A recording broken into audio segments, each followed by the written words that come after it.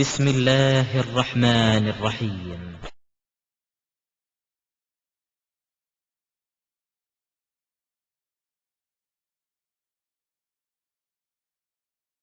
ஹதீஸ்களுடைய தராதரத்தை எப்படி பிரிக்கிறது, சனது அடிப்படையில் எப்படி பிரிக்கிறது, மத்தன் சரியா என்பதை எப்படி ஆய்வு பண்ணுவது என்பதையும், அதே நேரத்தில் ஹதீஸ்களை மறுத்தரக்கூடாது, ஹதீஸுடைய முக்கியத்துவம் என்ன என்பதையும் சேர்ந்தாற்போல நம்ம பார்த்துருக்குறோம். இப்போ குர்ஆனுக்கு முரண்படும் ஹதீஸ்கள்ங்கிறதுல இந்த நூல்லையும் ஓரளவுக்கு உங்களுக்கு நடத்தி இருக்கிறோம். மீதி உள்ளது நீங்க கூட பார்த்து என்ன செஞ்சுக்கலாம், டெவலப் பண்ணிக்கலாம்.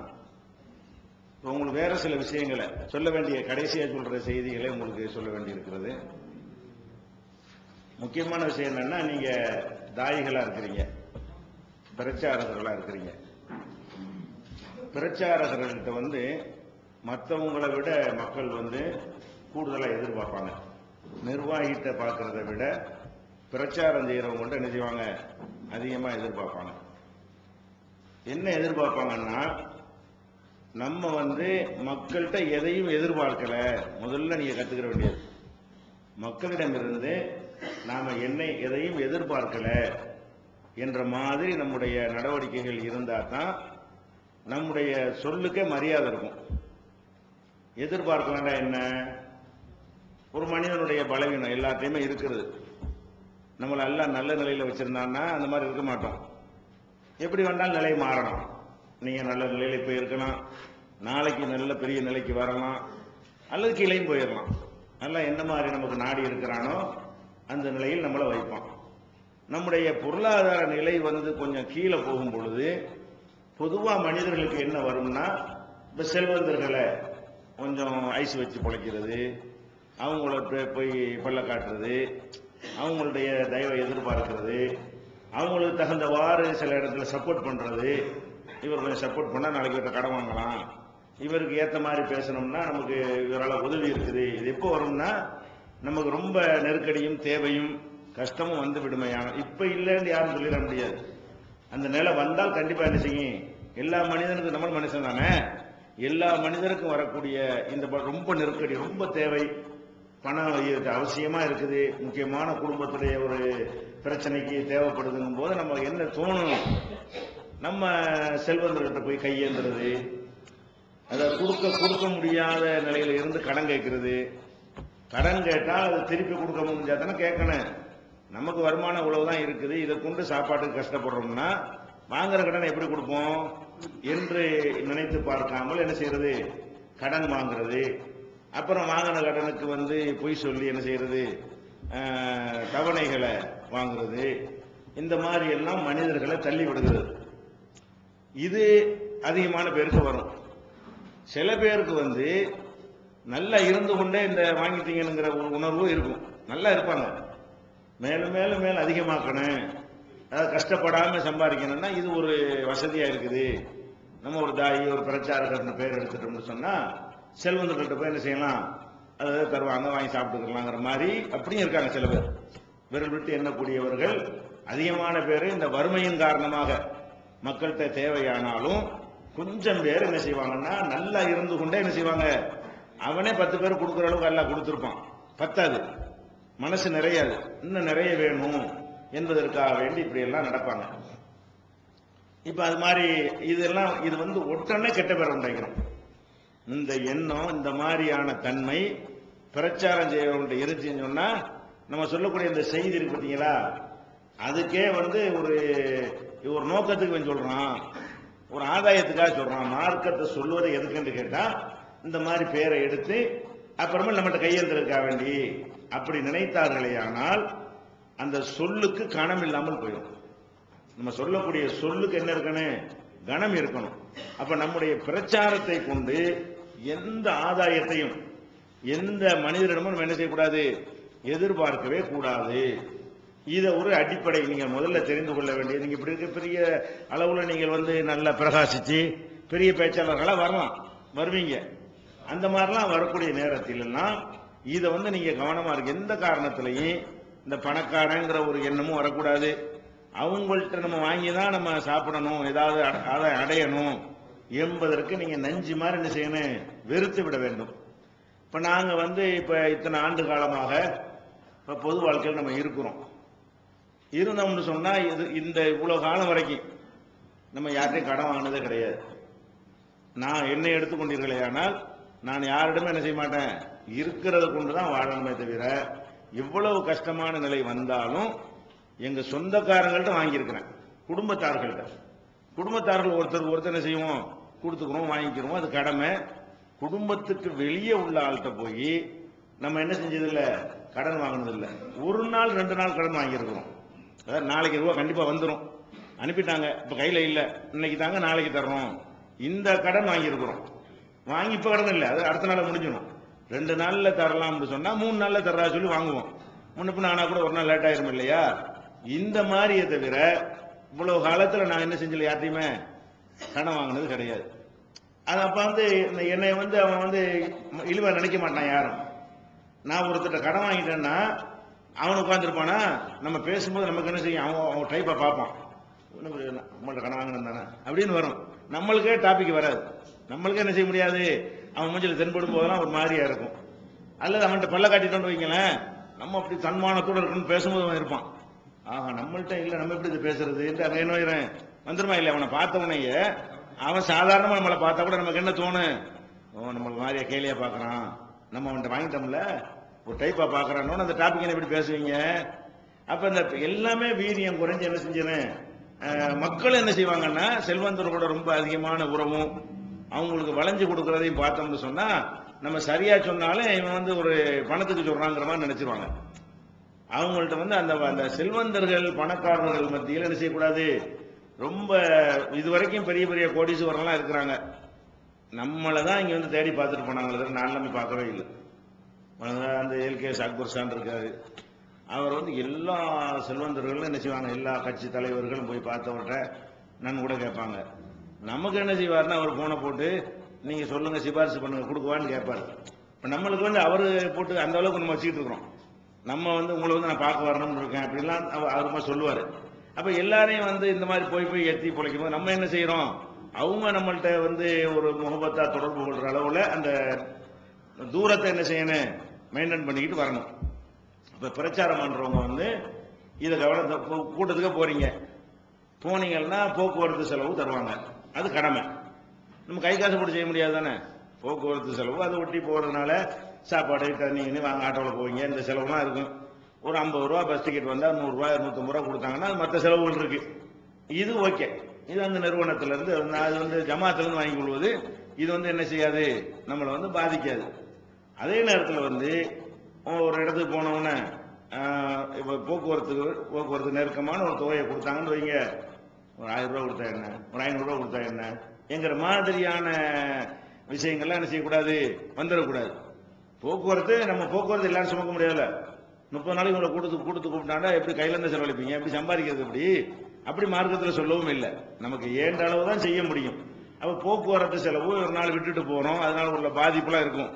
ஒரு வேலையை விட்டுட்டு போனீங்கன்னா அதெல்லாம் அனுசரிச்சு ஒரு நாள் போறீங்கன்னு சொன்னா அனுசரிச்சு 200 300 100 தூரத்து அந்த மாதிரி தந்தாங்கன்னா அது தப்பு கிடையாது.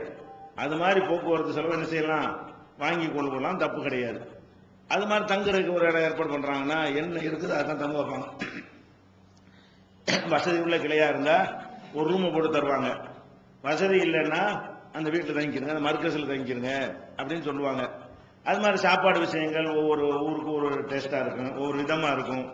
அவங்க என்ன விதத்தில் இருக்கோ அப்படி தருவாங்க.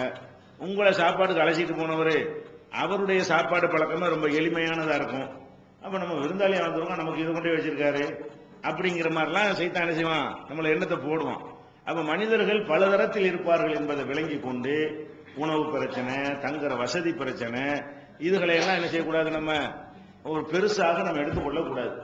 அப்ப இதெல்லாம் கூட எதிர்பார்ப்பு மாதிரி ஆக்கிடுவாங்க. இதெல்லாம் என்ன செய்வாங்க, நம்ம ஏதோ உங்கள்ட்ட எதிர்பார்த்திருக்கிறோம் என்கிற மாதிரி ஆக்கி விடுவார்கள்.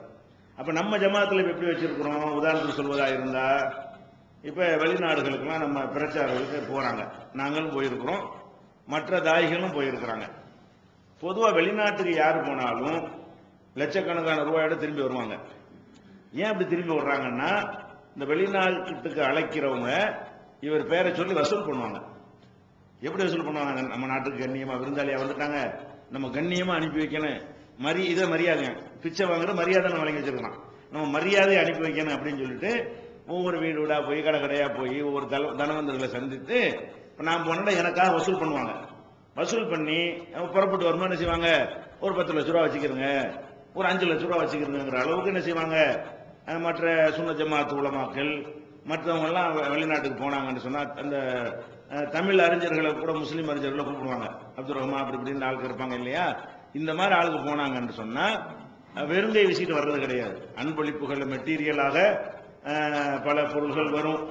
அதே மாதிரி காசு என்ன செய்வாங்க? நிறைய கொடுப்பாங்க. வீட்டுக்கு தேவையான ட்ரெஸ் போக்குவரத்து எல்லாம் அள்ளிக்கிட்டு வருவாங்க. இப்ப நாம என்ன செஞ்சோம்? அன்னைக்கே அந்த காலத்திலேயே வெளிநாட்டுக்கு போகும்போது வெளிநாட்டுக்கு அழைத்தா நம்ம கண்டிஷன் போட்டுருவோம். வெளிநாட்டுக்கு நீங்க கூப்பிட்டா எங்க பேரை சொல்லி எந்த வசூலும் பண்ணக்கூடாது, எந்த அன்பளிப்புகளும் கொடுக்க கூடாது. நான் போக்குவரத்து செலவுக்கு நீங்க பொறுப்பேற்றுக் கொள்ளணும், தங்குற செலவுக்கு நீங்க பொறுப்பேற்றுக் கொள்ளணும், கையில இருந்து செலவு செய்யற மாதிரி உண்டாக்க கூடாது. நீங்க எதுவும் எங்க தாய்களுக்கு என்ன செய்யக்கூடாது, கொடுக்க கூடாதுன்னு நம்ம நிபந்தனை போட்டுதான். நானே இலங்கைக்கு போயிருக்கிறேன், என்ன மாதிரி போனோம் அப்படித்தான் நம்ம வந்தோம். அங்க இருந்து என்ன செய்யல, எந்த ஒரு பொருளையும் வாங்கிட்டு வரல. அற்பமானதை வாங்கலான்னு ஒரு பேனான்னு ஒருத்தர் கொடுப்பாரு, இது பெரிய விஷயம் கிடையாது, அதை வாங்கிக்கலாம். ஒரு பேனா வச்சுக்கிறேன், இந்த ஐபோன் கொடுத்து வாங்கிக்க கூடாது. ஏன்? நாளைக்கு சொல்லி காட்டுவான். கொடுத்துட்டு என்ன செய்வான்? ஒரு தெரியாத நான் தான் ஐபோன் வச்சுக்கிறல, ஏன் தான் வாங்க போன் பேசிட்டு என்ன செய்வான்? போன் தான் அது இப்படி வாங்க, நமக்கு உசுறு போற மாதிரி இருக்கும். அப்ப சின்ன சின்னதெல்லாம் அப்படி செய்ய மாட்டாங்க. அற்பமான பொருள்கள் கொடுக்குறாங்களா, யாரு கொடுத்தாலும் வாங்கிக்கிறங்க. பெருமதியானதை கொடுத்தாங்கன்னு சொன்னா கண்டிப்பா நம்மள மட்டமா நினைப்பாங்க, நம்மளை இழிவா கருதுவாங்க. நம்மளுக்கு அவங்களுக்கு எந்த விதமான முகப்பத்தோ நட்புலம் கிடையாது. மார்க்குங்கிற வகையில தான் அவங்க தர்றாங்க. அண்ணன் தம்பி நீண்ட கால நண்பர்னு கொடுத்தா சொல்லி காட்ட மாட்டான். அன்பளிப்புன்னு அன்பா தர்றது கிடையாது, இது ஆலிம்சாக்குன்னு கொடுக்கணுமே தர்றதுதான் அன்பளிப்புன்னு. அதனால அன்பளிப்புன்னு வாங்கின மார்க்கத்துல இது அன்பளிப்பே கிடையாது. என்ன நம்ம பார்த்துருக்கோமா? அவனை யாருக்கு தெரியுமா? அந்த மாதிரியான அடிப்படையில் என்ன செய்யறாங்க? அப்ப நம்ம வெளிநாட்டு துபாய்க்கு போனோம், மலேசியாவுக்கு போனோம், சிங்கப்பூருக்கு போயிருக்கிறோம், மற்ற தாய்கள் எல்லா நாடுகளுக்கும் போயிருக்கிறாங்க, எதுவும் வாங்க மாட்டாங்க. இங்கேருந்து மெனக்கட்டு அவ்வளவு தூரத்துக்கு போய் வேற ஒரு நாட்டில் போய் அங்க ஒரு மாசம் ரமலான் பூரா இல்ல வேற நாட்கள்ல போய் பிரச்சாரம் பண்ணிட்டாலும் எந்த மாதிரி போனாங்களோ அதனாலதான் மக்கள் நம்புறாங்க. இன்னைக்கு நீங்க யோசிக்கலாம், அவ்வளவு எதிர்ப்பு உள்ள ஒரு ஜமாத்துக்கு மக்கள் அள்ளி அள்ளி கொடுக்கறதுக்கு என்ன காரணம்? கரெக்டா இருக்கும், எந்த எதிர்பார்ப்பும் கிடையாது. அந்த எதிர்பார்ப்பும் கிடையாதுங்கிற மாதிரி நம்முடைய நடவடிக்கைகள் என்ன செய்யணும், இருக்க வேண்டும். இப்ப எனக்கு கூட உங்களுக்கு அந்த சில சம்பவங்கள்லாம் சொன்னதான் உங்களுக்கு புரியும். எனக்காக இலங்கையை சேர்ந்த ஒரு சகோதரர் நினைஞ்சாரு, இதுல 97 98 அந்த காலத்துல அப்போ ஒரு 5 லட்சம் ரூபாய் கொண்டு வந்து இலங்கை சகோதரர் உங்களுக்கு அந்த 5 லட்சம் ரூபாய் தந்தாருன்னாரு. யாரு எனக்கு தருவது? யாரு? அந்த 5 லட்சம் ரூபாய் 20 லட்சம் ரூபாய் இருக்கும். அந்த 5 லட்சம் ரூபாய் என்பது 20 லட்சம் ரூபாய் பெருமானம் இருக்கும். எனக்கு தேவை கிடையாது, யாருன்னு தெரியாது, எனக்கே அந்த ஆள் தர்றாரு அப்படின்னு சொல்லிட்டு வேணா சொல்லுங்க, மதரசாவை கொடுக்குறாங்க சொல்லுங்க, சைஃபுல்லா ராஜா மாசம் நடத்துறாரு இஸ்லாமிய கல்லூரி, அதுல உண்டா கொடுங்கன்னு சொல்லி அப்படி கொடுத்தாங்கன்னு வைங்களேன். அப்ப இந்த மாதிரி எல்லாம் கொடுத்து தேடி கூட வரும். வாங்கிட்டோம்னு அவ்வளவுதான். வாங்கிட்டோம்னு வைங்க, நம்முடைய மரியாதை கட்டி காத்த எல்லாம் உண்மையில்லாம போயிடும். அவரை கண்டோன்னு அதிக மரியாதை கொடுக்கணும்னு நினைப்பாரு. அவர் மகளுக்கு கல்யாணம் பண்ணுவாரு, ஆடம்பரமா பண்ணுவாரு. நம்ம போகணும்னு என்ன செய்யும், நம்மள அந்த பணம் வாங்கணும்ல அது நம்மளை தள்ளும். இருந்தாலும் 5 லட்சம் ரூபா இருந்திருக்காரு, அப்படி கல்யாணம் தானே முடிஞ்சு வச்சுக்கிறது, எல்லாம் முடிஞ்சு வச்சு இவ்வளவு நாளா பேசினது எல்லாமே அடிப்பட்டு போயிடும்.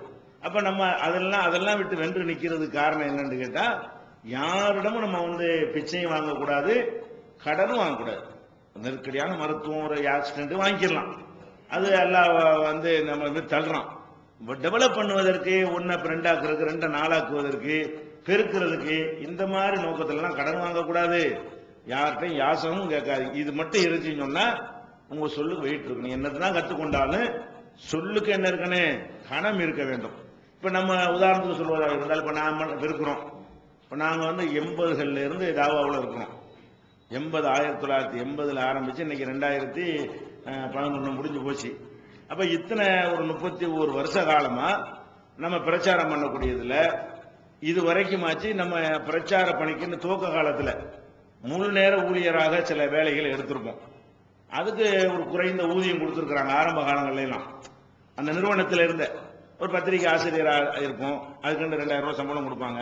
அது முழுசா நம்மளே அதுக்காக மெனக்கெட்டு நம்மளே இந்த வேலைகளை செய்கிறோம். இப்படி எல்லாம் ஒரு 95 வரைக்கும் சில வேலைகளுக்கு நம்ம ஊதியம் வாங்கியிருக்கிறோம். அது வேலைக்கு தான்.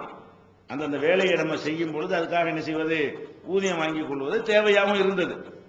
வாங்கும் பொழுது நம்ம என்ன முடிவு இருந்தோம், இது கூட நம்ம இன்னும் ஃப்ரீயா செய்யற அளவுக்கு நம்ம டெவலப் பண்ணிக்கிறணும் அப்படின்னு நினைத்து 95ல இருந்து இவ்வளவு காலம் வரைக்கும் உணர்வுல எழுதினாலும் நம்ம எதுவும் வாங்குறது கிடையாது, தீனுள்ள பெண்மணில எழுதினாலும் வாங்குறது கிடையாது, ஏகத்துவத்தில் எழுதுறதுக்கு வாங்குறது கிடையாது, நிர்வாகம் பண்றோம் அதுக்கு நம்ம எதுவுமே வாங்குறது கிடையாது. அப்ப இதுல இருந்து எந்த ஒரு ஆதாயத்தையும் நம்ம என்ன செய்யறது இல்ல, அடையிறது கிடையாது. நம்ம சொந்த இதுலதான் வந்தா டீ வாங்கி தர்றாங்கல்ல, உங்களுக்கு தர்ற மாதிரி தருவாங்கல்ல, அதுதான். இந்த மாதிரியான ஒரு இதை தவிர இந்த தலைமையின் மூலமாக என்ன செய்வதில்லை. நான் குடும்பத்தோட நான் வந்து இருக்கிறேன், நான் குடும்பத்திற்கு தேவையே கிடையாது. நான் என் குடும்பத்துக்கு நீங்க தொழில் துறை நான் வச்சுட்டு இருந்தா தான் நாங்க இருக்கணும். நான் ஜமாத்து பணிக்காக தான் இங்க நான் இங்க மெட்ராஸுக்கு வந்தது. மெட்ராஸ்ல எனக்கு என்ன இருக்குது, அப்ப என்னுடைய வாடகை போக்குவரத்து எல்லாம் ஜமாத் தான் சுமக்கணும். ஆனால் நான் தான் சுமந்துக்கிட்டு இருக்கிறேன். நம்ம என்ன செய்யல, அது முறைப்படி என்ன செய்யணும், நான் இங்க வர வேண்டிய அவசியம் இல்லையில, நான் இங்க சும்மா உட்கார்ந்துட்டு இருக்கிறேன், நான் சம்பாதிக்க தொழில் பண்றதுக்கு நான் வந்திருக்கிறேன், நான் பாட்டு ஊர்ல ரெஸ்ட் எடுத்துட்டு இருக்கலாம் தானே.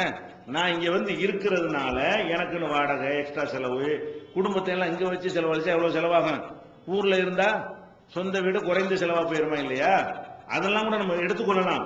அது கூட எடுக்கக்கூடாதுங்கிற அளவு நம்ம என்ன செய்யறோம், உறுதியா இருக்கணும். இந்த மாதிரியான ஒரு தன்மை நம்ம இடத்துல இருக்க வேண்டும். வெளிவந்து விட்டது தவறான வாதங்களும் தக்க பதில்களும். சகோதரர் பிஜே அவர்கள் உரையாற்றிய ரமலான் மாத தொடர் சொற்பொழிவு. மறைவான ஞானம் அல்லாஹ்வை தவிர வேறு யாருக்கும் உண்டா? சத்தியம் எது, அசத்தியம் எது? இறந்தவர்களால் செவியேற்க முடியுமா? நபிமார்களுக்கு இறைவன் வழங்கியதையன்றி வேறு ஏதும் மறைவான ஞானங்கள் உண்டா? தர்கா, தரீகா வழிபாடுகள் சரியா? மனிதன் கடவுளாகி விட முடியுமா? தவறான கொள்கையில் இருப்பவர்களின் வாதங்களுக்கு குர்ஆன் ஹதீஸ் அடிப்படையில் அடுக்கடுக்கான தெளிவான சான்றுகளுடன் தக்க பதில்கள் 5 டிவிடிக்களாக விலை ரூபாய் 150 மட்டுமே. கிடைக்கும் இடம் TNTJ வீடியோ விஷன், நம்பர் 30, அரண்மனைக்காரன் தெரு, மண்ணடி, சென்னை 1, செல் 9500168989. TNTJ வீடியோ விஷன் வழங்கும் புதிய வெளியீடுகள். சகோதரர் பிஜே ஆற்றிய உரைகள், தொழ அனுமதிக்கப்பட்ட மஸ்ஜிதுகளும் தடை செய்யப்பட்ட மஸ்ஜிதுகளும், தௌஹீத் ஜமாத் சந்தித்த விவாதங்கள், TNTJ ஏற்படுத்திய ஒற்றுமை, சுன்னத் வல் ஜமாத் யார், பிரிவினைகள் ஏன், அன்பான அழைப்பு, சகோதரர் அல்தாஃபி ஆற்றிய உரைகள், சுயநலமும் விளம்பர மோகமும், விமர்சனங்களுக்கு அஞ்ச மாட்டோம், சத்திய பிரச்சாரமும் சந்திக்கும் இடையூறுகளும், மாநபி வலியா மதுகபு வலியா, முகரம் மதத்தின் பெயரால் சகோதரர் எம்ஐ சுலைமான் ஆற்றிய உரைகள், குர்பானி மற்றும் தொழுகையின் சட்டங்கள், சீரழிக்கும் சின்னத்திரை, தடைகளை தகர்த்தெறிந்த இஸ்லாம், பயனளிக்காத உறவுகள், நல்ல நண்பர்களா தீய நண்பர்களா மற்றும் வெள்ளி மேடைகள், இஸ்லாம் ஒரு இனிய மார்க்கம், மேலூர், பெரியபாளையம், பாண்டிச்சேரி, கடையநல்லூர், இஸ்லாம் ஒரு எளிய மார்க்கம், கடிதம் கேள்வி பதில் மற்றும் கானத்தூர், மதுரை, RS மங்கலம். ஒரு சீடியின் விலை ரூபாய் 20 மட்டுமே. தொண்டியில் நடைபெற்ற விவாதம் 2 டிவிடிகளின் விலை ரூபாய் 60 மட்டுமே. கிடைக்கும் இடம் TNTJ வீடியோ விஷன், நம்பர் 30, அரண்மனைக்காரன் தெரு, மண்ணடி, சென்னை 1. Phone number 25215226. அது மாதிரி நம்முடைய எதுக்காக இதெல்லாம் செய்யறோம்னு கேட்டா, இப்ப சஹர்ல ப்ரோக்ராம் நடத்துறாங்க. இந்த சஹர் ப்ரோக்ராம் நடத்துறதா இருந்தா முழுக்க முழுக்க நான் தானே பேசுறேன். அப்ப நிறைய பேரும் சொல்லுவாங்க, நீ ஏன்னு பேசுறீங்க, நீங்களும் விளம்பரம் முடிச்சு நீங்க விளம்பரத்தின் மூலமா நிறைய பாயுதா வரும் அப்படிம்பாங்க. அப்படி வரும். ஒரு சஹர் ப்ரோக்ராம் நடத்தணும்னா ஒரு வருஷத்துக்கு 10-12 லட்சம் ரூபாய் லாபம் கிடைக்கும். இந்த ப்ரோக்ராம் டிவி காரங்க கொடுத்தது போக நம்ம விளம்பரங்க வாங்குறோம்ல, அது கடைசியில் என்னவாயும் தெரியுமா, எல்லாம் ரூபா சும்மா பேசுறாரு, என்னது எல்லாம் ரொம்ப பாய்தான்றாங்க. இப்ப அந்த காலம் இந்த காலம் வரைக்கும் டிவி ப்ரோக்ராம்ல உள்ள எல்லாமே ஜமாத்துக்கு தான் போகும். அந்த விளம்பரம் பிடிப்பாங்க, அந்த லாபம் யாருக்கு கிடைக்கும், ஜமாத்து கிடைக்கும். ஒரு மாசம் நம்ம பேசினாலும் நம்ம இதுவும் வாங்க மாட்டோம். டிவில இருந்து 12 லட்சம் ரூபா வந்துருச்சு, எனக்கு ஒரு 25% கொடுங்கன்னு கூட நம்ம என்ன செய்ய மாட்டோம், கேட்க மாட்டோம். நாமளே நினைச்சா கூட என்ன செய்யலாம், நம்ம சொந்தக்காரங்க வச்சு விளம்பரத்தை பிடிக்கணும். அப்ப விளம்பரத்தை பிடிச்சி நம்ம ஆதாயம் அடையலாமா இல்லையா? அது அடையலாம், தப்பும் கிடையாது. இது அடையலாம், ஏன்னா விளம்பரத்துக்கு தான் நம்ம காசு வாங்குறோம், அது தப்பும் கிடையாது. ஆனா என்ன வாயிரும்னா அந்த சொல்லுக்கு வெயிட் இல்லாம போயிடும். நம்ம சொல்லக்கூடிய சொல்லுக்கு என்ன வாயிரும், எல்லாம் பணத்துக்கு பேசுறாரு, இப்ப சும்மா கத்துறாரு நினைக்கிறீங்க அப்படின்ட்டானா புஷ்னு போயிடும். அந்த சொல்லுக்கு என்ன வாயிரும், இன்னைக்கு என்னன்னாலும் சொல்ல முடியாத அளவுக்கு நம்ம கொண்டு போறோமா இல்லையா? இதை நீங்க கண்டிப்பா உறுதியா என்ன செய்யணும், கடைப்பிடிக்கணும். ஒண்ணு. அடுத்ததாக இந்த அன்பளிப்பு வரைக்கும் நீங்க தெளிவா இருந்துக்கணும், எதிர்பார்க்கவே கூடாது. சுயமரியாதை ரொம்ப என்ன செய்யணும், முக்கியமா இருக்கணும். அடுத்ததாக உங்களுடைய கத்துக்கிட்டு போறீங்கல்ல, இதை நிறைய பேர் என்ன செய்வாங்கன்னா ஒரு மாசம் ஆர்வமா கத்துக்குவாங்க, ஜும்மாவுக்கு போட்ட மாட்டேன்றது. முதல்ல ஒரு 100 பேர்கிட்ட வந்தாங்க. எத்தனை பேர் இப்ப நிக்கிறாங்கன்னா 30 பேர் தான் நிக்கிறாங்க. 70 பேரை காணும். 100 பேர் வந்தாங்க. 100 பேருக்கு ட்ரைனிங் கொடுத்தோம். 100 பேர்ல ஒரு 75 பேர் வரைக்கும் தேர்னாங்க. 25 பேர் பேசிக்கிட்டு வரல, விட்டுருவோம், அவங்கள விட்டுருவோம். 100 பேர்ல ஒரு 75 பேர் வரைக்கும் என்னஞ்சாங்க, தேர்னாங்க. பேசக்கூடியவர்களாக, நல்ல விவரம் தெரிஞ்சவங்களாக தேர்னாங்க. அந்த 100 பேர்ல இப்ப களத்துல ஜும்மாவுக்கு போட்டா போறது, கூட்டங்களுக்கு போட்டோம்னா போறது 30 பேர் தான் போறாங்க. மீதி 25 பேர் விட்டுருவாங்க, அவங்களுக்கு தகுதி இல்லை, நம்ம போட மாட்டோம். அப்ப மீதி 45 பேர் போகணுமா இல்லையா? போகணும். பாதிக்கு மேல போகல. மொத்தத்தில் எடுத்தீங்கன்னா 70% போகல. இந்த தேர்னதுல எடுத்துக்கிட்டீங்கன்னு சொன்னா அதுல பாதிக்க ஒரு 40-45% போகல. 55-60% போகல. கொஞ்சம் சதவீதம் போறாங்க. அப்ப நம்ம அர்ப்பணிக்கணும். இப்ப நீ கத்துக்கிட்டீங்கன்னு சொன்னா எதுக்காக நம்ம கத்துக்கிட்டோம்? இதை 4 பேருக்கு சொன்னா மறுமையில் நமக்கு நன்மை கிடைக்கும். நன்மை அதிகப்படுத்துறதுக்கு இந்த மாதிரி ஒரு வழி கிடையாது. இந்த மாதிரி அடுத்தவங்களுக்கு சொல்வதனால அவன் திருந்திட்டான்னு சொன்னா அவன் செய்யற அமல்ல நமக்கு பங்கு வந்துருது. 10 பேர் திருந்தினா 10 பேர் அமல்ல நமக்கு பங்கு வருது. 100 பேர் திருந்தினா 100 பேர் அமல்ல நமக்கு பங்கு வருது. அப்ப மறுமையில நன்மை என்ன செய்யும்? தாறுமாறா ஒரு ஆளா இருப்போம், 100 ஆளுடைய நன்மை கிடைக்கும். அப்ப கன்ஃபார்ம் ஆயிருமா இல்லையா? வெற்றி கன்ஃபார்ம் ஆயிரும். அப்ப அந்த 100 பேர் அடுத்த 100 பேருக்கு சொன்னான்னு வைங்க, அடுத்த தலைமுறைக்கு அப்படி எவ்வளவு நாள் வரைக்கும் இதனுடைய தொடர்ச்சி இருக்கிறதோ, இது தொடர்ச்சியாக போய் கொண்டிருக்கிறதோ அது வரைக்கும். இப்ப நம்ம புகார்ல இருந்து ஒரு ஹதீஸை வாசிச்சோம்னு சொன்னா அவருக்கு போய் நன்மை கிடைக்கும். இந்த ஹதீஸை அவர் நூல்ல இருந்து எடுத்து வாசிக்கிறோம், நீ தானே தொகுத்த அப்படின்னு சொல்லிட்டு நான் வாசிச்ச நன்மையும் கிடைக்கும். நீங்க எல்லாம் அதை கேட்டுக்கிட்டீங்களே, அதனுடைய நன்மையும் கிடைக்குது. அவர் மூத்தா போய் எத்தனை வருஷம் ஆகுது? 1000 வருஷத்துக்கு மேல ஓடி போச்சு. 1200 வருஷம் ஓடி போச்சு. 1200 வருஷத்துக்கு பிந்தியும் கூட ஒருத்தருக்கு நன்மை சேர்க்குது. எது? இந்த பிரச்சாரம், தாவா பணி என்பது. அப்ப நீங்க என்னத்துக்காக பிரச்சாரம் செய்யணும்னு கேட்டா, இதை போய் நம்ம இந்த வாய்ப்பு கிடைச்சுன்னு சொன்னா இதுல இருந்து ஒரு நல்ல செய்தியை சொல்லி ஒரு 2 பேர் திருந்திட்டான்னு சொன்னா அது போதும் நமக்கு. ஒரு ஆள் 2 மடங்கு நன்மை அடைஞ்சிட்டாலும் எங்க போயிருமாங்க? ஒரு ஆள் நம்ம என்னதான் கஷ்டப்பட்டாலும் ஒரு ஆளுடைய அமல் தான் உங்களுக்கு செய்ய முடியும். எவ்வளவுதான் நீங்க கஷ்டப்பட்டாலும் ஒரு ஆளுக்குரிய அமல் தான் செய்ய முடியும். ஒரு ஆள் 10 ஆளுடைய அமல் எப்படி செய்ய முடியாது. ஆனால் 10 ஆளுடைய அமல் அவனுக்கு குறையவும் செய்யாது, அவன் நன்மை நமக்கு கிடைக்கும். அப்படின்னா இது அந்த வேலை நினைக்கிறேன். நீங்க எதனால போக முடிய மாட்டேங்குதுன்னா, இது என்ன பேச்சாளர் காசா கொடுக்குறாங்க, இங்க இருந்து எல்லாத்தையும் விட்டு நாங்க போகணுமா கஷ்டப்பட்டுக்கிட்டு, வெயில்ல இந்த பஸ்ல ஏறி 3 பஸ் மாறி, இதெல்லாம் தேவையா அப்படிங்கிற மாதிரி ஒரு எண்ணம் நமக்கு வருது. எதிர்பார்க்கவும் இல்லையில, எதிர்பார்க்கலண்டா தன்னால என்ன வந்துடும்? அப்ப ஏன் போகணும்னு வந்துடக்கூடாது. 2 கவனமா இருக்க வேண்டிய விஷயம். போகவும் செய்யணும், எதிர்பார்க்கவும் கூடாது. ஏன்னா மற்றவங்க எல்லாம் போறாங்கன்னா ஆதாயத்துக்கு போவாங்க.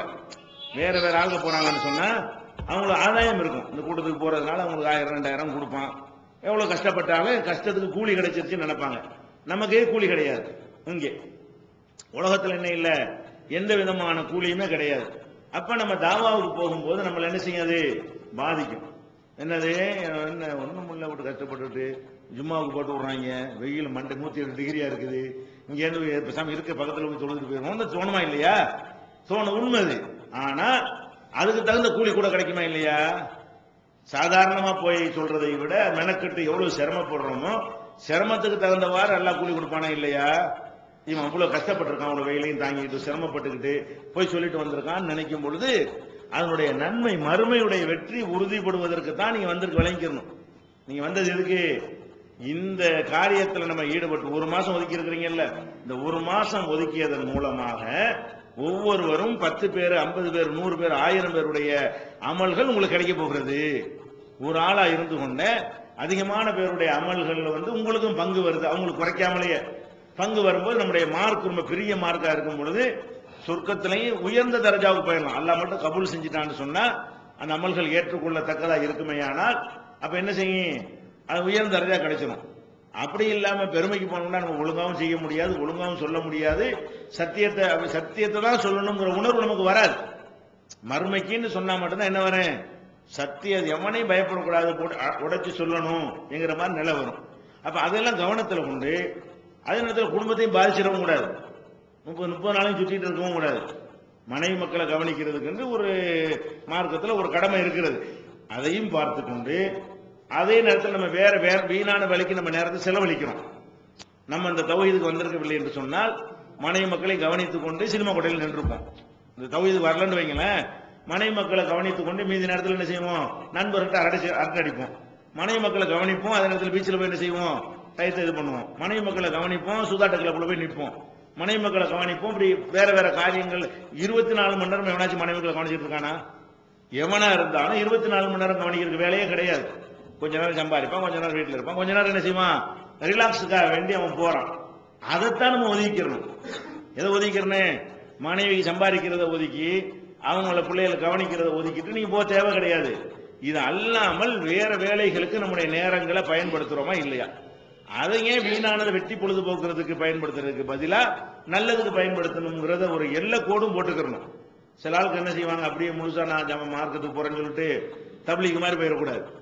தப்லீக்ல என்ன செய்வாங்க, அந்த மனை மக்கள் வெறுப்பாங்க, மார்க்கத்தை வெறுப்பாங்க, இஸ்லாத்தை என்ன செய்வாங்க வெறுப்பாங்க. இவர் தப்லீக் போய் இருந்த 10 கடை வச்சிருந்தாரு, தப்லீக் போகணும்னு ஒரு கடையா போச்சு, கவனிக்க மாட்டேங்கிறாரு, இருக்கிறவங்களாம் சுற்றிட்டு போயிடுறான் அப்படிங்கிற மாதிரி என்ன செய்வாங்க, அவங்க வெறுத்து போயிடுவாங்க.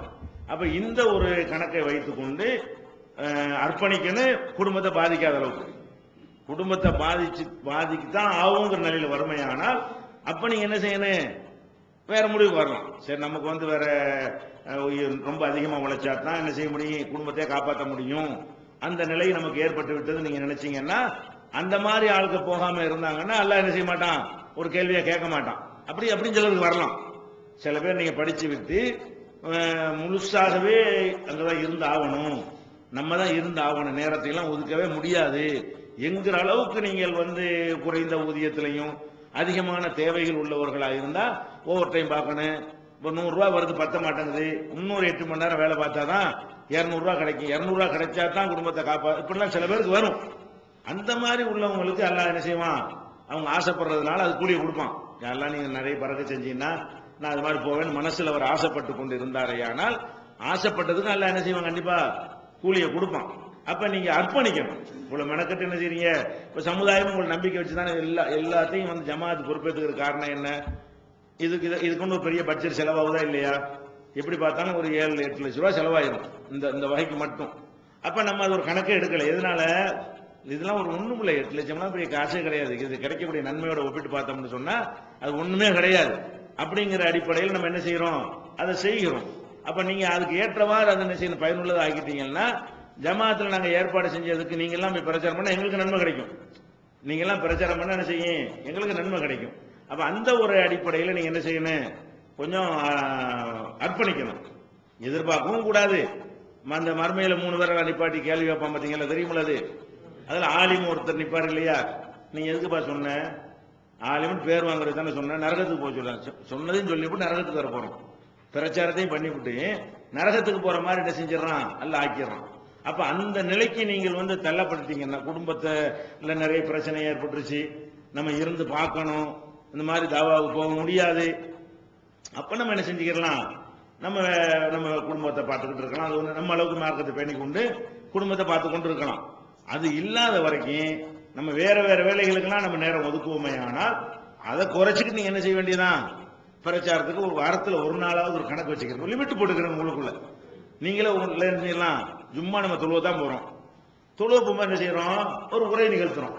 நம்ம என்ன இருந்தாலும் சும்மா போய் தானே ஆகணும், அந்த குறிப்பிட்ட நேரத்தில் போகணும்ல. ஒரு உரைக்குன்னு போட்டாங்கன்னா கொஞ்சம் கூடுதல் 1 மணி நேரம் செலவாகும் உங்களுக்கு.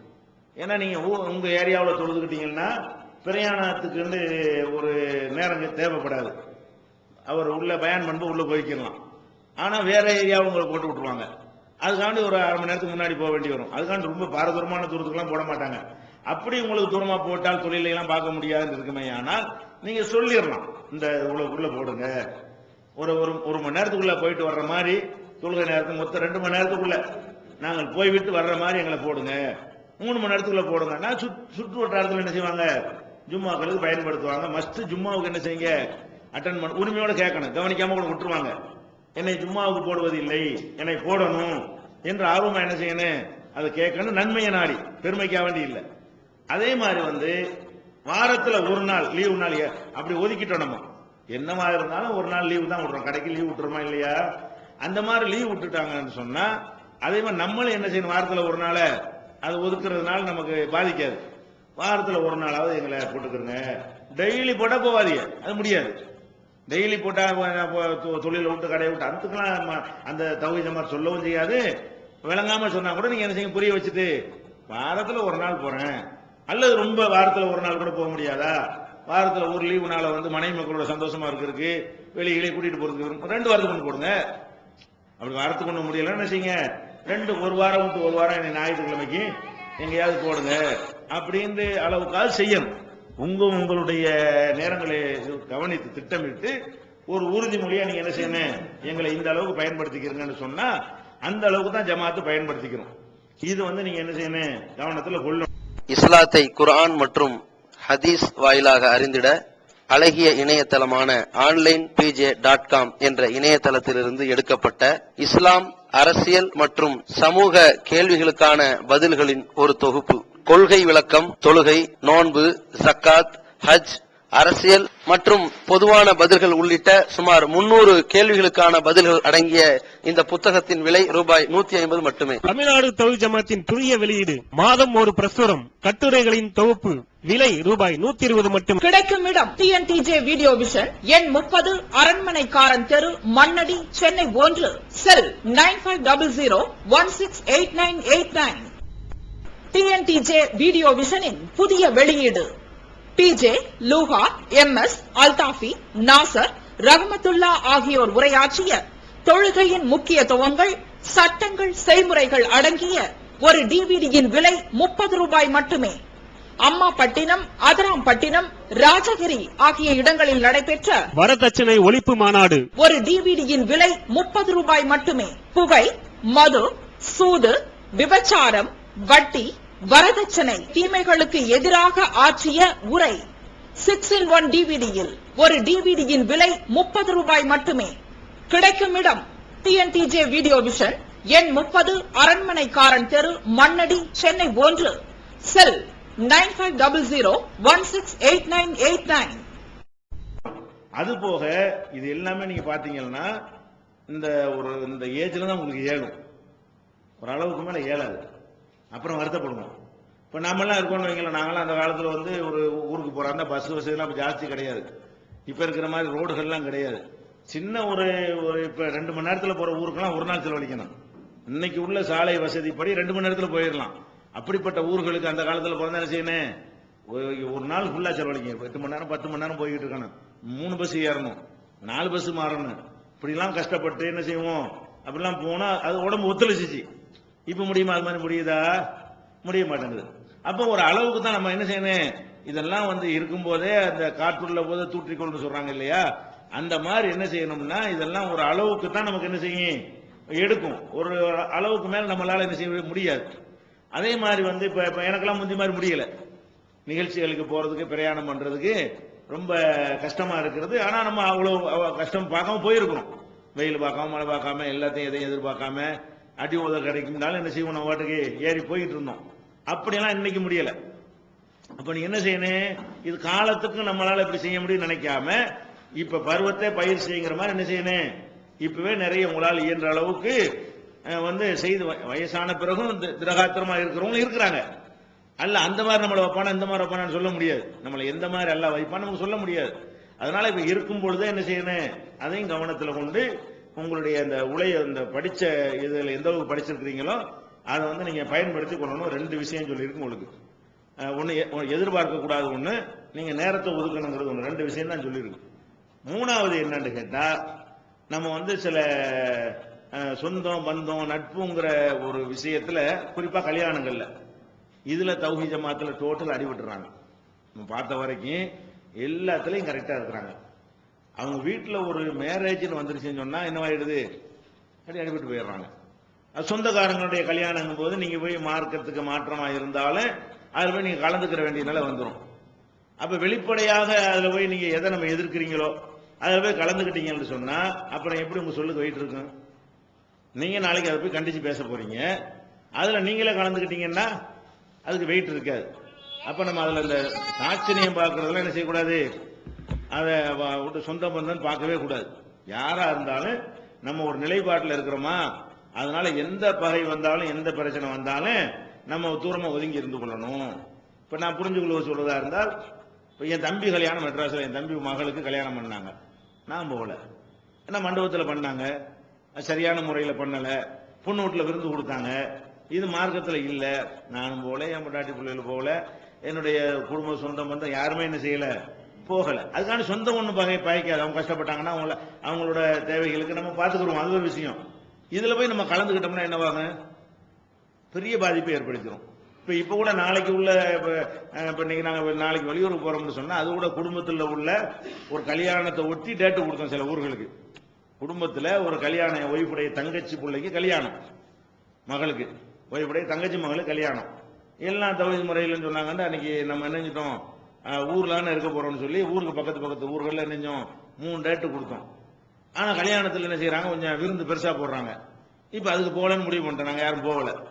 ஆனா அதுக்காக கொடுத்த டேட்டுக்கு போக வேண்டியிருக்கு, கல்யாணத்துக்கு போகல. அதுக்காக நம்ம கொடுத்தோம்ல, அதை ஒட்டி கொடுத்த நிகழ்ச்சிகளுக்காக என்ன செய்யறது, இப்ப அங்க ஊருக்கு தானே போறோம் கல்யாணத்துக்காக, அப்படி சும்மா இருக்குவானே, பிரயாணம் பண்ற வேலை இல்லைன்னு அங்கிருந்து 1 மணி நேரம் 1.5 மணி நேரத்தில் போற தூரங்கள்ல சில ஊர்களில் ப்ரோக்ராம் கொடுத்துருக்கணும். அதுக்கு தான் இப்ப 4 3 நாள் அந்த பிரயாணத்துக்கு போறோம். அப்ப அதன் இடத்துல சொந்தங்கிறது நம்ம பார்க்கவே இல்லை, முறையா இருக்கணும். பெரிய சிறுத்து விதத்தில் நடக்கல, விருந்த கொஞ்சம் பெருசா வைக்கிறாங்க. நம்ம விருந்து பெருசா இருந்தா போகக்கூடாதுன்னு ஒரு கொள்கை வச்சிருக்கிறோம். எளிமையா நடக்கணும். ஏழை பாளையெல்லாம் இருக்கிறாங்க, ஒவ்வொருத்தரும் விருந்த பெருசா போட்டு கல்யாணத்தை பெரிய கஷ்டமாக்கிறான். ஏழை குமரெல்லாம் தேங்கி கிடக்குது. அது மார்க்கத்தில் தப்பா செய்யலவங்க, மார்க்கத்தில் தப்பா ஒண்ணு இல்ல, அள்ளி பயமா இல்ல, விதத்தெல்லாம் இல்ல. விருந்து மாப்பிள்ளை கொடுக்குறாங்க, கொஞ்சம் விருந்து என்ன செய்யறாங்க, பெரிய விருந்தா கொடுக்குறாங்க. அது மார்க்கத்தில் அனுமதிக்கத்தான் செய்யறாங்க. அனுமதிக்கப்பட்டதை சிறந்ததை செய்யல. நம்ம என்ன செஞ்சோம், நீ விருந்து வந்து கம்மியான 100 பேர் கொடு, எதுக்கு ஊரை வளைச்சு கொடுக்குற, உங்கள்கிட்ட காசு இருக்கா நிறைய கொடுக்குறேன்னு நம்ம என்ன செய்யறோம் கேட்கணும். அவங்க என்ன செய்யறாங்க, இல்ல அனுமதிக்கப்பட்டதானேங்கிற அடிப்படையில் இருக்கிறாங்க. மார்க் அடிப்படையில் அவங்க தப்பு செய்யல, அதை நம்ம புறக்கணிக்கிறோம். ஏன் புறக்கணிக்கிறோம், ஜமா அப்படி பாலிசி நம்ம எடுத்துருக்கிறோம்.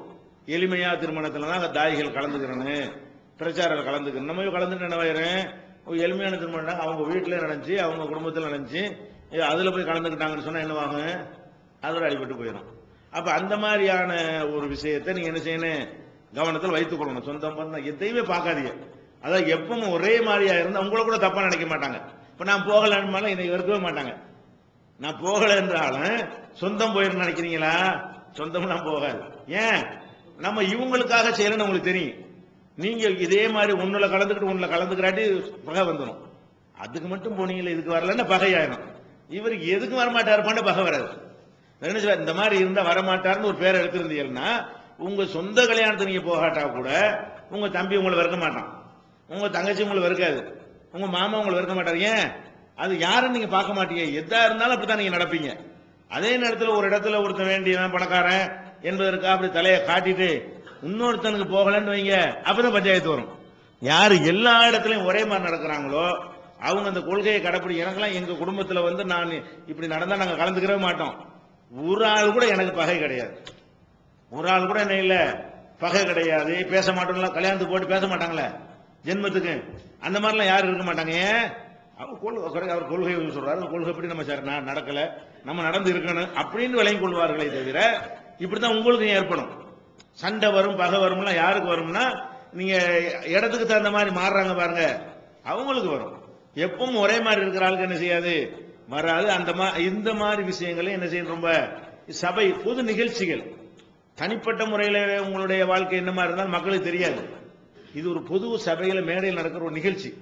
பொது நிகழ்ச்சிகள்ல என்ன செய்யக்கூடாது, நீங்க அதுல வந்து டேமேஜ் ஆச்சுன்னா அவ்வளவுதான். பொது நிகழ்ச்சியில டேமேஜ் ஆச்சுன்னா நம்முடைய இந்த ஒரு சொல்லுக்கு வெயிட் இல்லாமல் போயிடும். இதை நீங்க கவனத்தில் வைத்துக் கொள்ளணும். இதெல்லாம் கவனிப்பாங்க, உங்கள்ட்ட கூடுதலா கவனிப்பாங்க, பேச்சாளர்களா இருக்கிறவங்கள்ட்ட கூடுதலா கவனிப்பாங்க.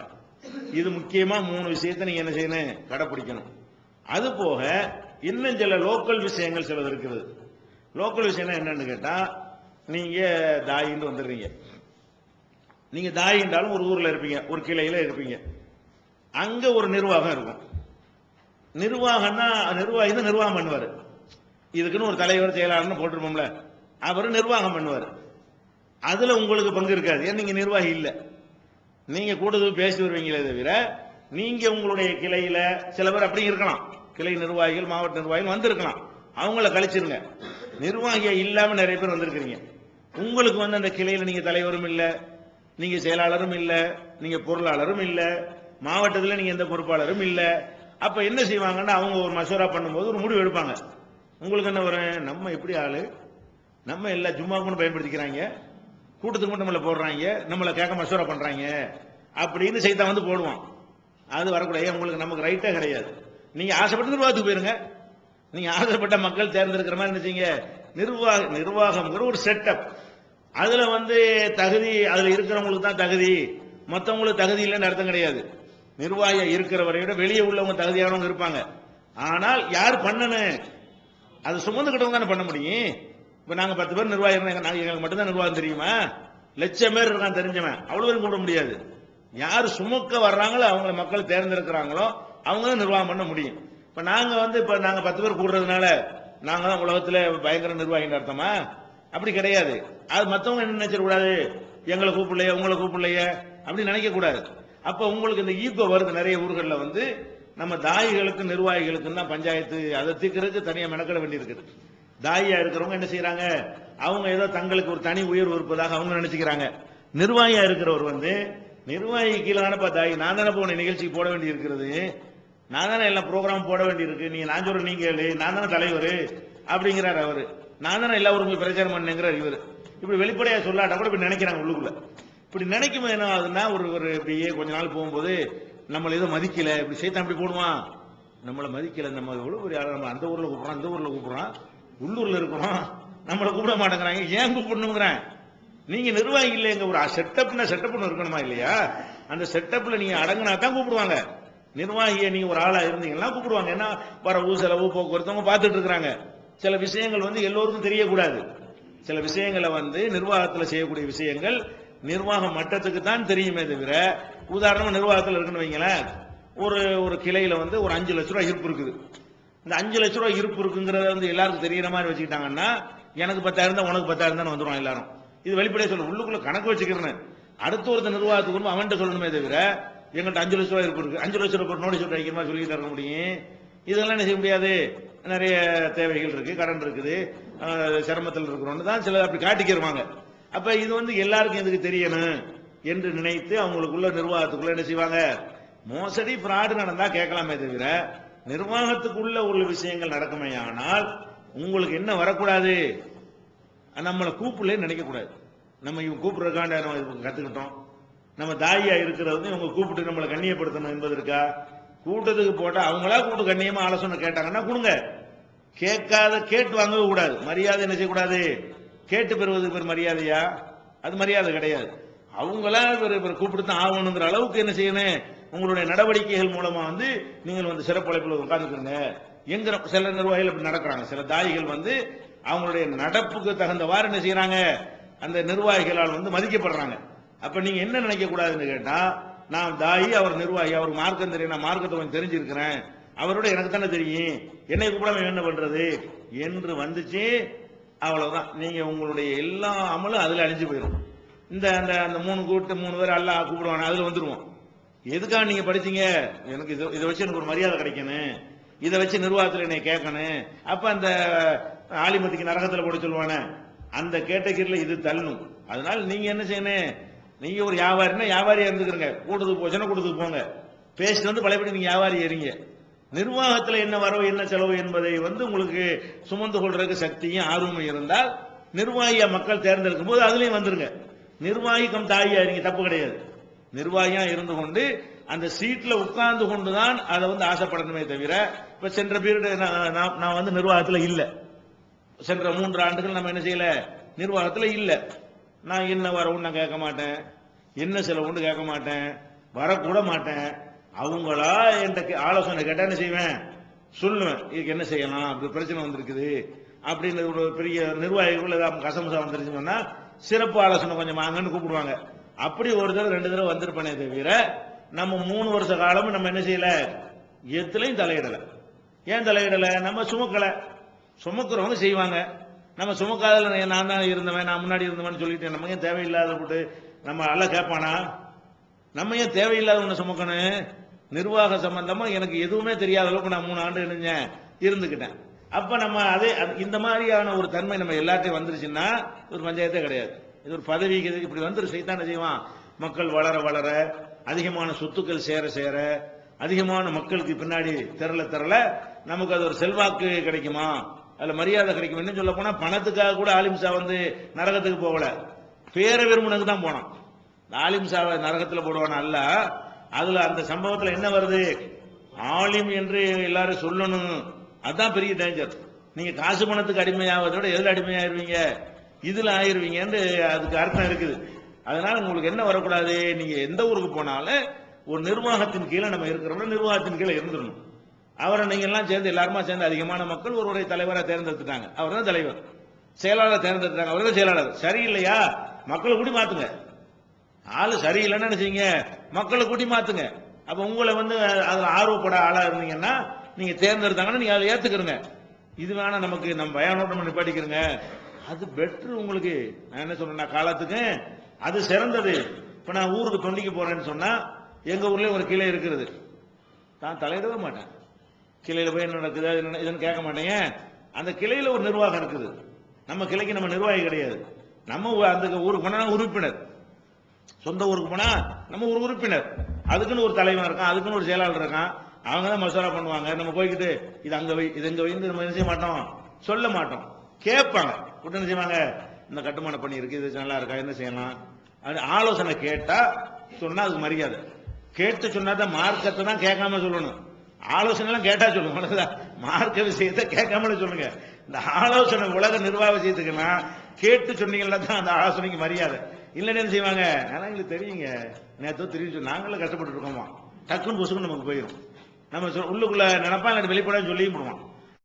மூன் பப்ளிகேஷன்ஸ் வெளியீடுகள்: இஸ்லாமிய அடிப்படை கல்வி, திருமுறையின் தோற்றுவாய், திருக்குரானில் அறிவியல் சான்றுகள் பாகம் 1, அர்த்தமுள்ள கேள்விகளும் அறிவுபூர்வமான பதில்களும், குரான் கூறும் ஓரிரை கொள்கை, நபி வழியில் தொழுகை சட்டங்கள், மாமனிதர் நபிகள் நாயகம், குரான் மட்டும் போதுமா, ஹதீஸ்கள் குரானுக்கு முரண்படுமா, அழகிய இஸ்லாமிய பெயர்கள், இதுதான் பைபிள், ஜனாசாவின் சட்டங்கள், ஏகத்துவமும் இணை வைப்பும், திருக்குரானின் அறிவியல் சான்றுகள் பாகம் 2, இஸ்லாம் பெண்கள் உரிமையை பறிக்கிறதா, பிறை ஓர் விளக்கம், இஸ்லாம் ஓர் இனிய மார்க்கம், நபி தோழியர் வரலாறு, குற்றச்சாட்டுகளும் பதில்களும், நோன்பு, இயேசு இறைமகனா, வருமுன் உரைத்த இஸ்லாம், உண்மை தோழர் அபுபக்கர் அலி, பெண்களுக்கான நபி வழி சட்டங்கள், அறிவுச்சுடர் அன்னை ஐசார் அலி, இஸ்லாத்தில் சொர்க்கம் நரகம், நபி தோழர்களும் நமது நிலையும், துவாக்களின் தொகுப்பு, முகைதீன் மௌலிது ஒரு ஆய்வு, குரானை எளிதில் ஓதிட, நபிகள் நாயகம் பல திருமணம் செய்தது ஏன், யாக்குத்பா ஒரு ஆய்வு, நபி வழியில் நம்ஹஜ், நபி வழியில் குழந்தை வளர்ப்பு, தராவிக் தொழுகை ஒரு ஆய்வு, ஜக்காத் ஒரு ஆய்வு, இஸ்லாத்தில் இல்லறம், கியாமத் நாளின் 10 அடையாளங்கள், நபிகளாரின் நற்போதனைகள், மன்னரை வாழ்க்கை,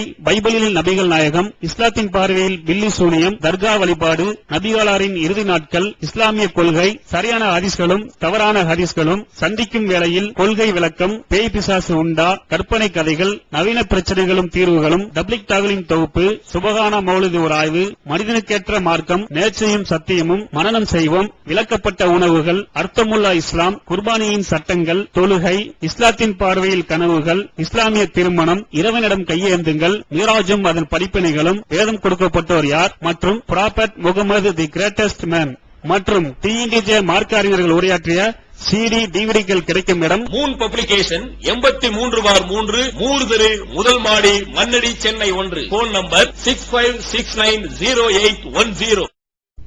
டிஎன்டிஜே வீடியோ விஷனின் புதிய வெளியீடு.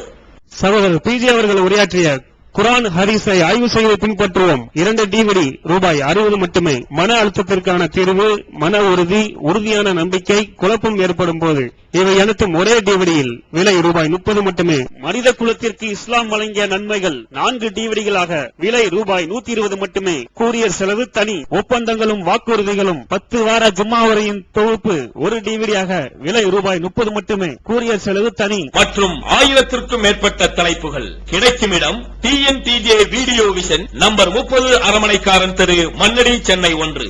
அதனால என்ன செய்யக்கூடாது, எக்காரணம் கொண்டு இந்த தன்மைக்கு இடம் கொடுத்துறாதீங்க. லோக்கல் விஷயங்கள்ல நீங்க சுத்தமா என்ன செய்யணும், ஒதுங்கி இருந்துக்குங்க. அவங்களா மரியாதை செய்யற அளவுக்கு நடந்துக்கிறங்க.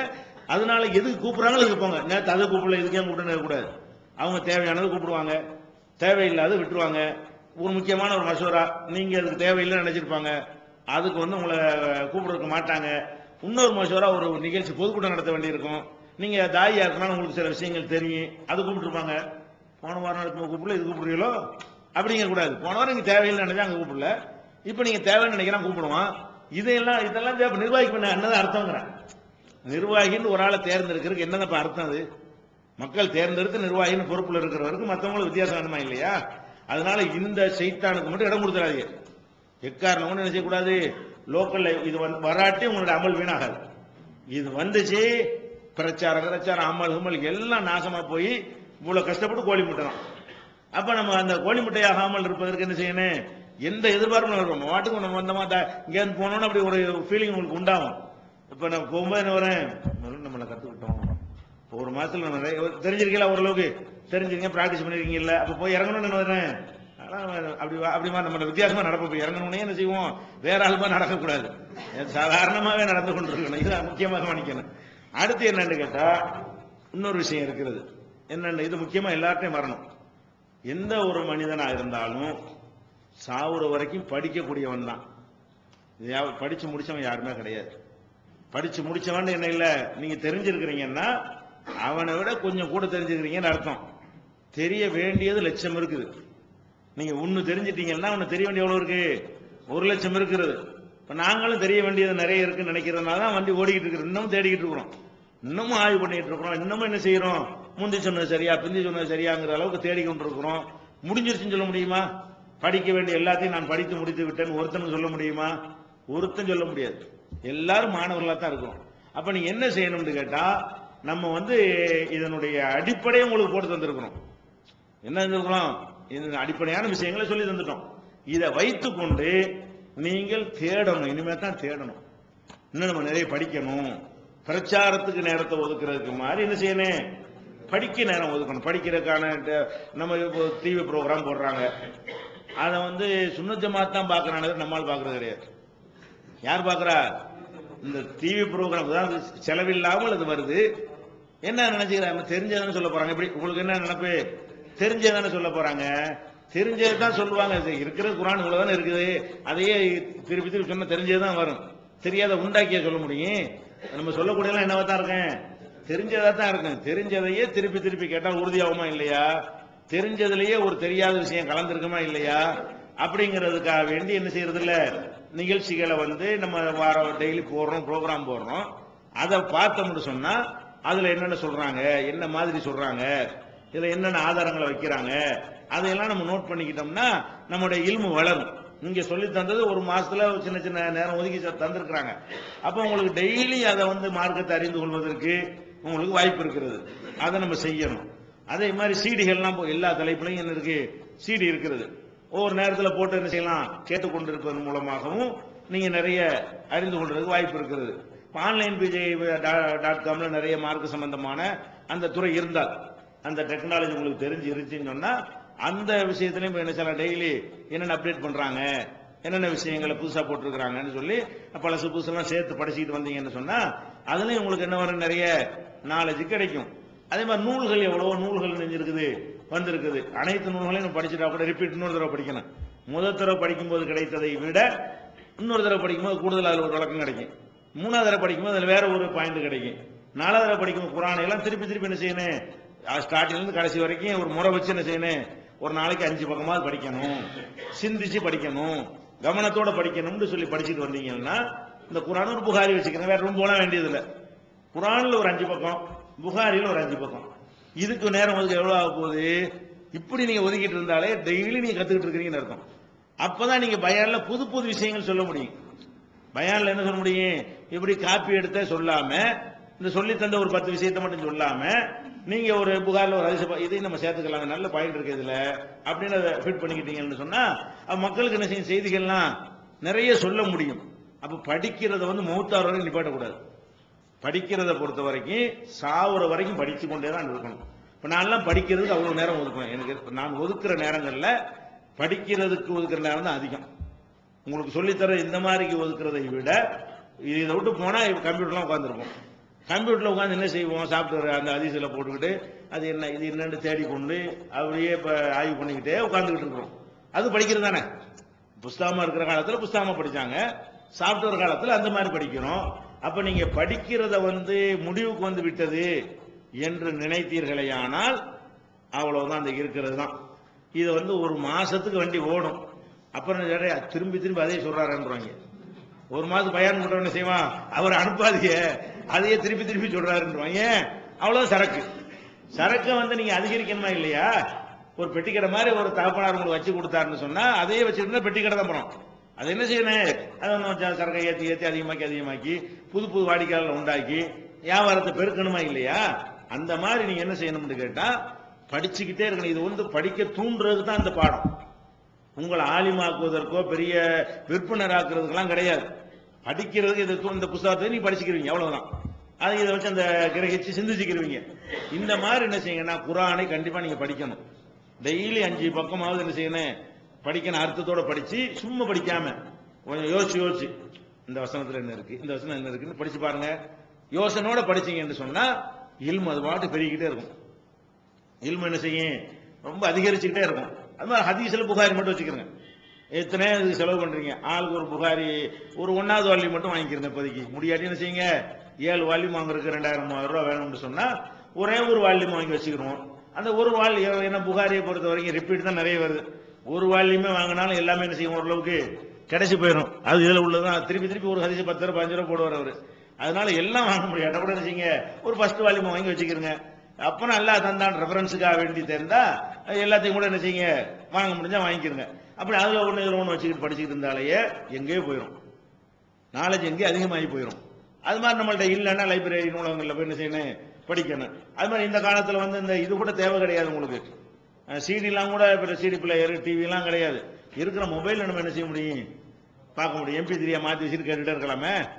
இந்த மாதிரி அந்த மாதிரி சின்ன ஜாமான் இல்ல. சைனாவில் 1000 ரூபாய்க்குள்ள மொபைல் என்ன செய்யலாம்? ஒரு ஒரு மாசத்துக்குரிய பயானை ஏற்றி வச்சுக்கலாம். ஒரு மாசத்துக்கு 30 நாளைக்கு உள்ள பயானை என்ன செய்யலாம்? அதுல ஏற்றி சின்ன மெமரி கார்டில் ஏற்றி உள்ள போட்டுட்டீங்கன்னா அதை என்ன செய்ய முடியும்? இதுல வச்சு கேட்க முடியும். அப்படியான ஒரு வாய்ப்புகள்லாம் இன்னைக்கு ரொம்ப அதிகமா இருக்கிறது. கல்வியை பெருக்கிக் கொள்வதற்கு வாய்ப்பு இருக்கிறது. அப்ப கேட்டு பெருக்கிக்கலாம், படிச்சு பெருக்கிக்கலாம், அது மாதிரி தேடி பார்த்து பெருக்கிக் கொள்ளலாம். அதனால அந்த மாதிரி நீங்க இருந்துட்டாலேயே திமுரு கௌரவம்லாம் வராது. இல்மு அதிகமாகும். நம்ம என்னங்க தெரிஞ்சோம், எவ்வளவு தெரிய வேண்டி இருக்கு அப்படின்னு நினைச்சுமே அல்லாஹ் அப்படிதான் இது எல்மின் அலீம். ஒவ்வொரு அறிந்தவனுக்கு மேல இன்னொரு அறிந்தவன் இருக்கிறான் அல்லாஹ் சொல்லி காட்டுறான்.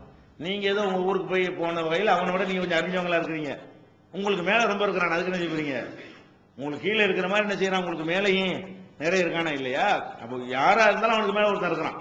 அப்ப ஒவ்வொரு அறிந்தவனுக்கு மேலையும் ஒரு அறிந்தவன் இருக்கிறான் அப்படின்னு அல்லாஹ் குர்ஆன்ல சொல்றது எதுக்கு சொல்றான்னு கேட்டா தன்னடக்கம் எல்லாத்துக்கும் வரணும். எல்லாம் படிச்சிருங்கிற ஒரு திமிரு என்ன செய்யக்கூடாது? வரவே கூடாது. இந்த ஒரு விஷயத்தை நீங்க என்ன செய்யணும்? மனசுல பதிய வச்சுக்கிட்டீங்கன்னா உங்களுக்கு இஹ்லாஸும் வந்துடும், நிறைய பயனுள்ளதா இருக்கும். இப்ப நம்ம எதுக்காக வேண்டி இந்த கொள்கையை நம்ம ஏற்றுக்கொண்டோமோ பயனுள்ளதா இருக்கும். இதை வச்சுக்கணும். அடுத்து என்னன்னு கேட்டா எந்த ஒரு விஷயமா இருந்தாலும் நீங்க இருக்கக்கூடிய இந்த ஜமாத்தை பொறுத்த வரைக்கும் உங்களுக்கு விளக்கம் தர்ற ஜமாத்தா இருக்குது. மார்க்க விஷயத்தாக இருந்தாலும் பிரச்சனையா இருந்தாலும் ஏதாவது ஒரு குற்றச்சாட்டு அதுன்னு ஏதாவது வந்துச்சுன்னு சொன்னா ஜமாத்துல என்ன செய்யணும்? விளக்கம் கேட்கணும். அப்பதான் உங்களுக்கு நம்பிக்கை வரும். எனக்கு தேவை சொல்லுவாங்க நினைச்சு ஒருத்தன் உடனே என்ன செய்யக்கூடாது? இந்த காரை வாங்கி வச்சுட்டு இப்படி இருக்கும் அப்படி இருக்குமோன்னு அப்படி இல்லாம என்ன செய்யணும்? சம்பந்தப்பட்ட ஜமாத்துல நீங்கள் விளக்கம் கேட்டீங்கன்னா விளக்கம் தர்ற ஜமாத்தா நம்ம இருக்கிறாங்க. எழுத்துல கேட்டா எழுத்துல என்ன செய்யும்? உங்களுக்கு விளக்கம் வரும். அந்த மாதிரி இருக்கிறது. அது மாதிரி இப்ப எடுத்துக்கிட்டீங்களே, ஆனால் ஒரு போஸ்ட் கார்டுல ஒருத்தர் எழுதுறாருன்னு வைங்க, விரல் அசைப்பது ஏன், அதுக்குரிய ஆதாரங்கள் எனக்கு வேணும்னு 50 காசுக்கு போஸ்ட் கார்டில் அனுப்புறாரு. நம்ம என்ன செய்யறோம்? 20 பக்கத்துக்கு பிரிண்ட் எடுத்து அது ஒரு 20 பக்கம் பேப்பர் பிரிண்ட் எடுக்க என்ன காசுன்னு வச்சுக்கிறேங்க. அது ஒரு 50 ரூபா வரும். பிரிண்ட் எடுத்தோன்னா 50 ரூபா வரும். அதை ஒரு கவர்ல கூரியர்ல அனுப்பி 60 ரூபா செலவழிச்சு அவனுக்கு நம்ம அனுப்பி வைக்கிறோம். அவன் 50 காசுல ஒரு யாரையும் நமக்கு தெரியாது, இன்னாரு கேட்டாலும் அனுப்பணும்னு கிடையாது. அப்ப உங்களுக்கு அங்க இருக்கும்போது மசாயில் கிசாயில் ஏதாவது பிரச்சனை வந்துச்சுன்னா உன்னோடக்கு ஒன்று சொல்லிட விட்டுறக்கூடாது. என்ன நம்ம தெரிஞ்சுட்டு வந்துட்டோம், கேட்கும்போது இல்லைன்னா நம்மளை தப்பா நினைச்சுக்கிடுவாங்க. ஏதாவது கேட்கறான்ல, இது நான் இன்னும் படிக்கலன்னா நம்மளை தப்பா நினைச்சுக்கிடுவாங்கன்னு விட்டு அடிச்சிடக்கூடாது. என்ன செய்யணும்? தெரியலன்னு சொல்லணும். என்ன 2 நாள்ல சொல்றான், நான் பார்த்து சொல்றேன், தேடி பார்த்து சொல்றேன், கேட்டு சொல்றேன் அப்படின்னு சொல்லி உடனே நீங்க ஒரு கார்டு போட்டீங்கன்னா ஆதாரத்தை பிரிண்ட் அவுட்டோட அனுப்பிடுவாங்க. அரபி மூலம் எல்லாம் போட்டு அனுப்பிடுவாங்க. அதை வச்சுட்டு போய் பேசுங்க. நீங்களாம் விட்டு அடிச்சிட்டீங்கன்னா என்ன ஆயிரும்? அப்புறமேல ரொம்ப நாளைக்கு நிக்காது. அப்போதைக்கு அவன் திரும்பி போயிடுவான். வேற ஒரு ஆள் வந்து வேற ஒண்ணு சொல்லும் போது சாயம் எடுத்து போயிடும். நீங்க ஒண்ணு தப்பா சொல்லிட்டு என்ன செய்வான்? ஓ இப்படிதான் போல இருக்கும் நினைச்சிட்டு இருப்பான். வேற ஒரு ஆள் ஒரு பயானுக்கு வருவார், அவர்கிட்டையும் கேட்பானா, அவன் மாத்தி சொல்லுவாரா, ஆஹா புலிகில இருக்கிறான்னு சொல்லி அப்போட முடிஞ்சு புசுக்குன்னு போயிடும், எல்லாமே போயிடும். பாவமாவும் போயிடுதுல தெரியாத சொல்லுவது. அதனால இந்த மாதிரி நாங்க படித்துக் கொண்டிருக்கிறோங்கிற எண்ணம் உங்களுக்கு வந்துருச்சுன்னு சொன்னா கேட்கிறாங்க என்பதற்காக வேண்டி தெரியாத சொல்லாதீங்க. தெரிஞ்சாதான் சொல்லணுமே தவிர கொஞ்ச நாளைக்கு தான் அப்படி இருக்கும், கடைசியில பார்த்தா எல்லாம் தெரிஞ்சதாவே போயிடும். ஏன்னா அந்த கேள்விகள் இவ்வளவுதான் மொத்தமே இருக்குது. இஸ்லாத்துல உள்ள கேள்வின்னு இவ்வளவுதான் இருக்குது. இஸ்லாத்துக்கு வெளியே உள்ளவங்க கேட்கிற கேள்வி சில கேள்வி தான் இருக்குது. எந்த இடத்துல வேணாலும் கேள்வி கேளுங்க, பதில் சொல்றோம். நம்ம சொல்றோம்னா காரணம் என்ன? எல்லாம் தெரிஞ்சு, ஏற்கனவே தெரிஞ்ச கேள்வி. எல்லாமே என்னது? தெரியாத ஒண்ணு திடீர்னு இவனு கேட்க போறது இல்லை. இவ்வளவுதான் கேட்பான்னு நம்ம நினைக்கிறோம், அது உள்ளதான் கேள்வியே வருது. அப்படி இல்லாம என்னத்தையா என்னைக்காவது கேட்டுவிட்டான்னா பார்த்து சொல்லணும்னு சொல்லிவிடுவோம். கேட்கறதுக்கெல்லாம் நம்ம பதில் சொல்ற நீங்க நினைக்கிறீங்க, கேட்கறதெல்லாம் பதில் சொல்லல. கேள்வி இவ்வளவுதான், அவ்வளவுதான் இருக்குது, அறிந்து கொண்டு வச்சிருக்கிறோம். மொத்த கேள்வி இவ்வளவுதான், இதுக்கு மேல வராது.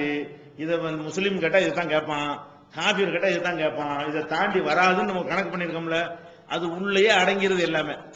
அதனாலதான் நாங்க இஸ்லாமிய மார்க்கம் எளிய மார்க்கம் நடத்தி கேள்வி சொல்றோமே தவிர புதுசா ஒரு விஷயத்தை நம்ம சந்திச்சோம், தெரியாது சந்திச்சோம்னா அந்த இடத்துல என்ன செய்வோம்? இதை பார்த்து தான் சொல்லுவோம். ஆரம்பத்துல சொல்லியும் இருக்கிறோம், அது அப்புறம் தெரிஞ்சுக்கிறோம், அது தெரிஞ்சதா பெரும்பாலும். அதனால சொல்றமே தவிர எல்லாம் தெரிஞ்சுக்கிட்டுலாம் சொல்லல. நாம சந்திக்காத, கற்பனை செய்யாத ஒரு கேள்வியை கேட்டானா தெரியலன்னு சொல்லுவோம். நம்ம சந்திச்ச கேள்விகளை கேட்டனால நாங்க என்ன சொல்றோம்? பதில் சொல்லி 30 வருஷமா சந்திக்கிறோம்ல, திடீர்னு போய் ஏறி நம்ம சொல்லலையே.